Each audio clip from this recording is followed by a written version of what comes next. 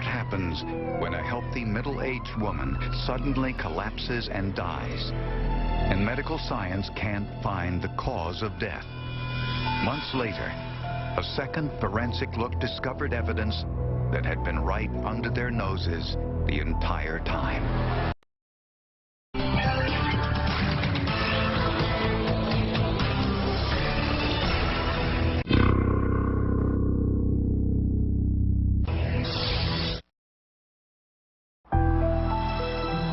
Dana Point, California, just 60 miles south and a world away from Los Angeles, is a haven for those seeking a quiet oceanside lifestyle. In 1988, it was home to Janet and Richard Overton and their 17-year-old son, Eric. 60-year-old Richard was a successful computer consultant and part-time professor. 46-year-old Janet was a member of the local school board. She was such a genuinely nice person, smiling and had good things to say.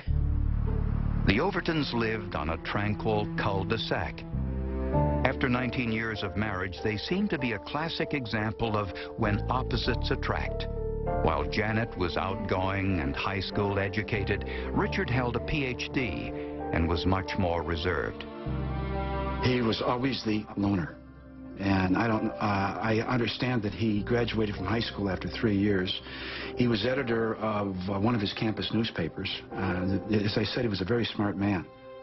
Janet was passionate about her work on the school board, a job she took seriously. At one point, she served as president. But her #1 priority was her son. She took such pleasure in him, and I know that one of her goals was to hand him his diploma when he walked across the stage, graduating from Dana Hills High School. On January 24th, Janet and her son Eric packed up the family van to spend a day on a yacht with some friends. But before leaving the house, Janet collapsed. Eric told his father, who immediately called for an ambulance. By the time emergency personnel arrived, Janet was unconscious. When they got to the hospital, she was dead. An autopsy found no indication of how she died.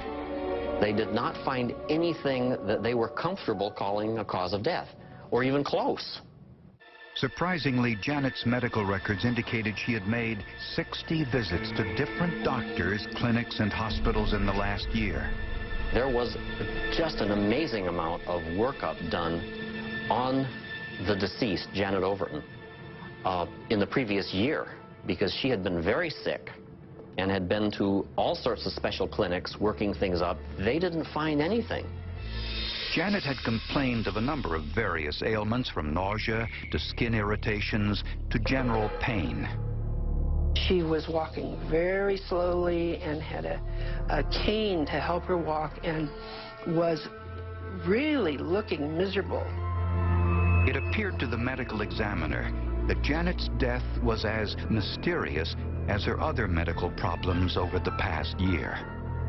Her death would have remained a mystery had it not been for a telephone call about an incident 14 years earlier.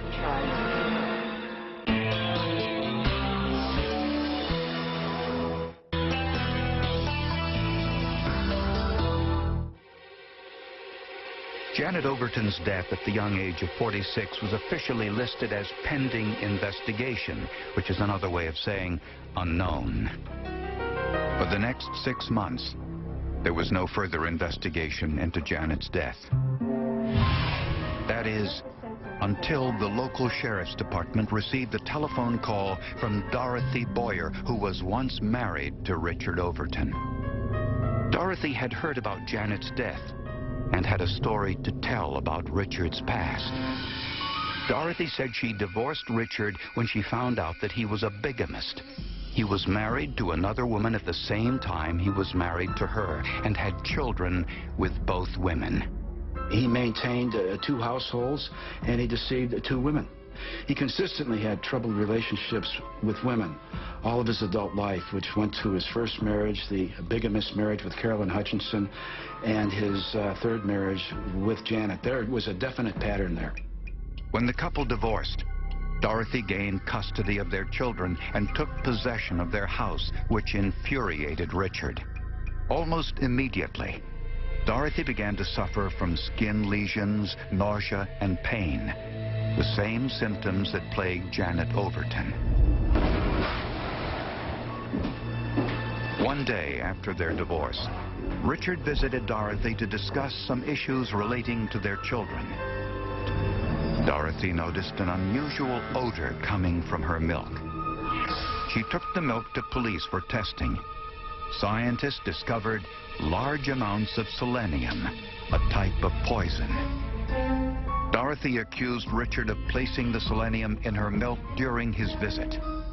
When confronted with the evidence, Richard confessed. In return, Dorothy refused to press charges against Richard.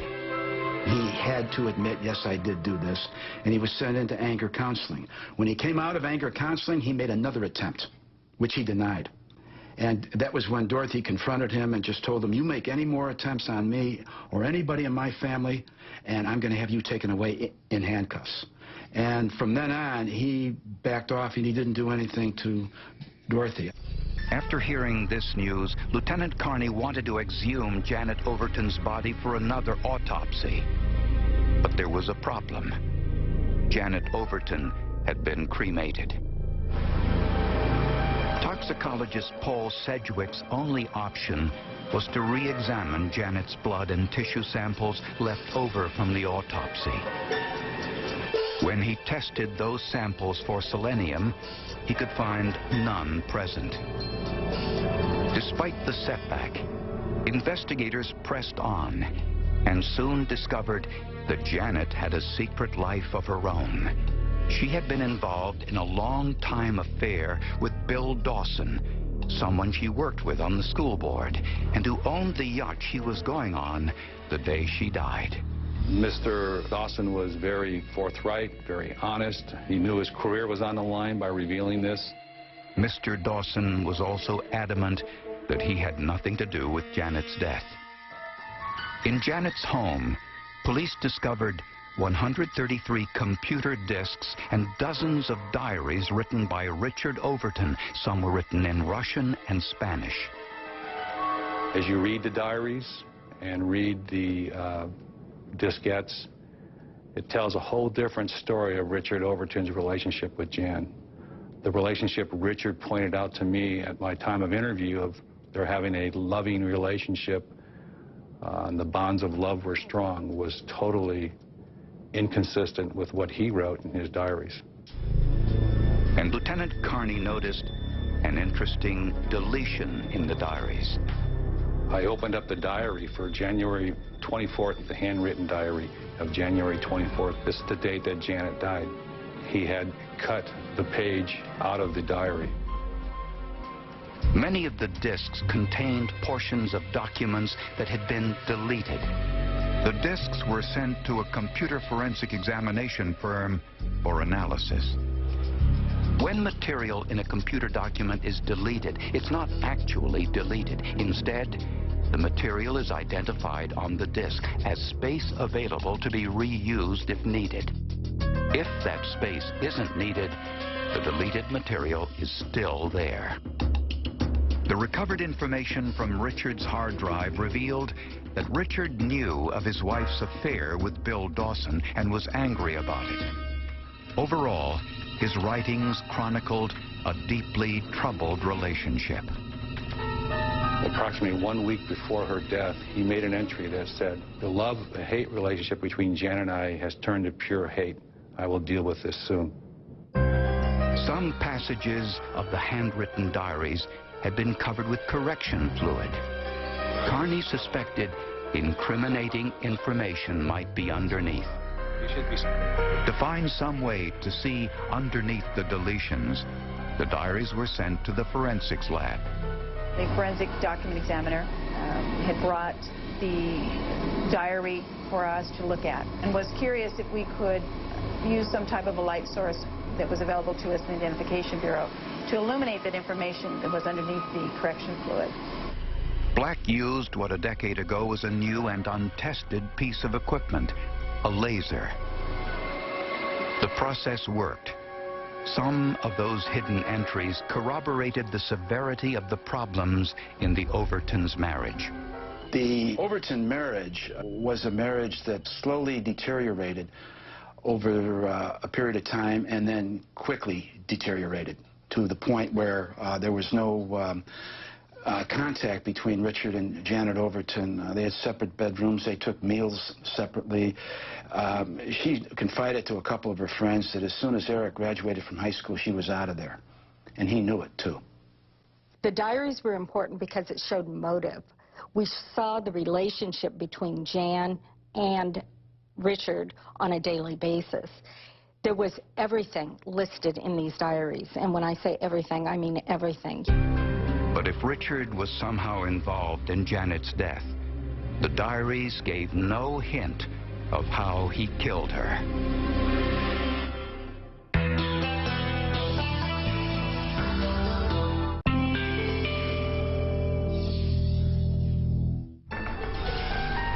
Forensic scientists suffered a major setback when they could find no trace of the poison selenium in Janet Overton's tissue samples. Years earlier, Richard Overton admitted putting selenium in his ex-wife's drink because he was angry about the financial terms of their divorce.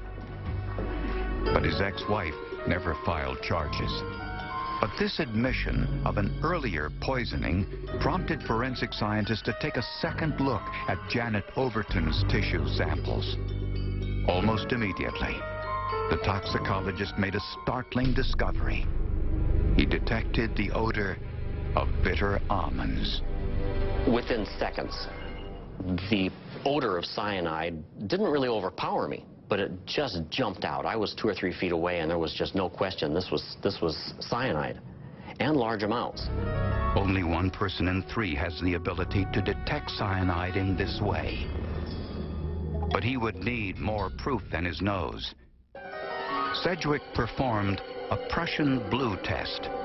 A sample of Janet's stomach contents were mixed with water and sodium hydroxide. Then, after adding some ferrous sulfate, the mixture was heated to boiling. If there was cyanide present, the mixture would turn a deep Prussian blue. The result was positive. Cyanide in Janet's stomach meant she had ingested it shortly before her death. And toxicologists found something else. Traces of cyanide in Janet's brain tissue. An indication she had ingested cyanide on previous occasions. Cyanide was found in trace amounts in some herbal and prescription medicines that Janet Overton had been taking. To see if any of Janet's herbal treatments could have produced the cyanide, Sedgwick tested all of the substances she was taking.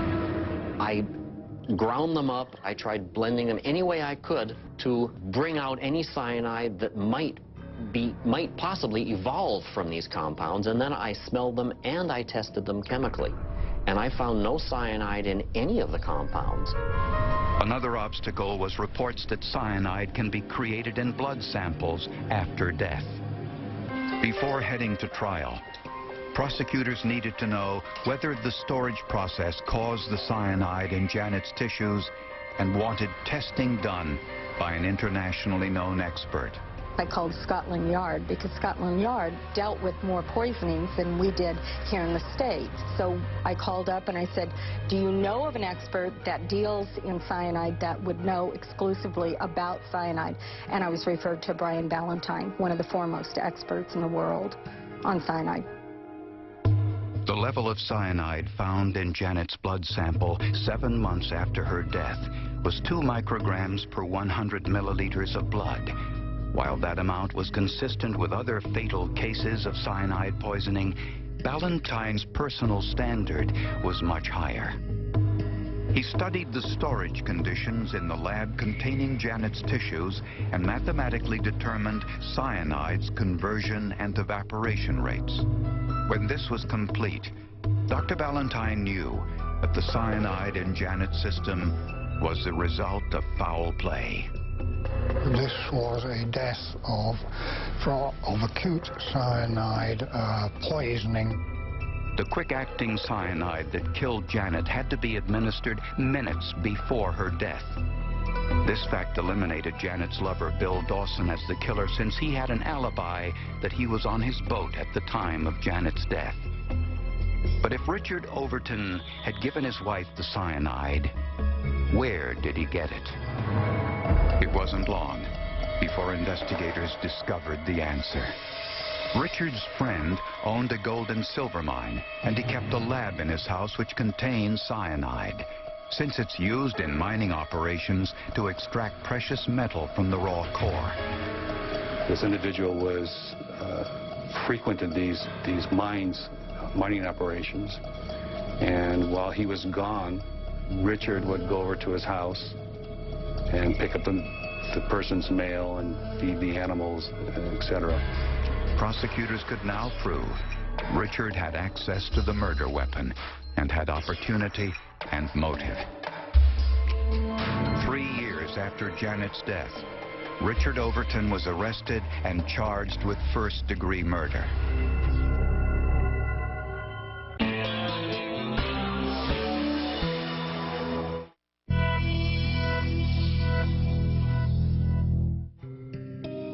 Richard Overton was charged with the first-degree murder of his wife, Janet.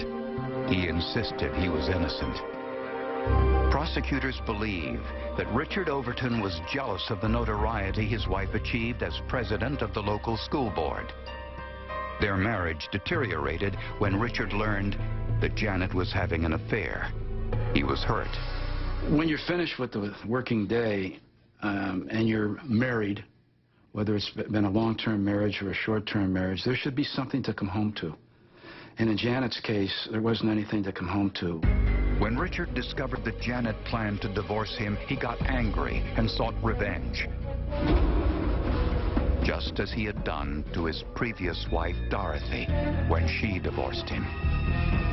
At the trial, Dorothy testified against Richard about her poisoning incident. Richard Overton also testified in his own defense. He could not explain logically the prior poisoning of Dorothy Boyer, and came out by making a comment that he thought that the poisoning of her was just a neat joke. And I think that was a damning thing to say, and something that certainly this jury could not understand, in my opinion. The forensic evidence against Overton was overwhelming. Not just the toxicology which found the cyanide in Janet's system, but also the forensic document examination of Overton's diaries, which clearly shows Overton's frame of mind at the time of Janet's death. The theory is that Richard Overton really fixed her a real good cocktail in the morning with her orange juice. After she drank it, she was going whale watching with her son Eric and collapsed in the driveway. He was very clever, very good, and almost got away with it.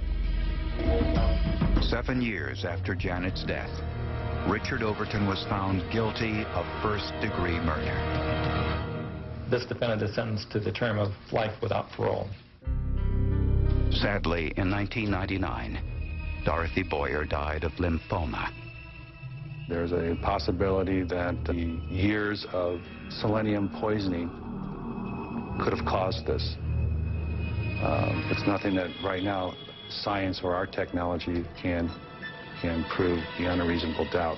We get people off in our job as well as finding the guilty, and either one is satisfaction.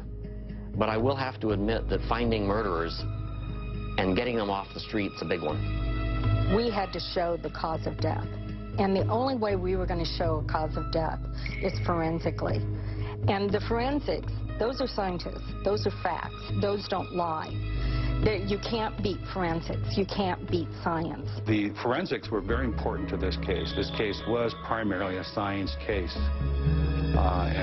If I were to put a number to it, I would say it was probably 90% science and 10% investigation.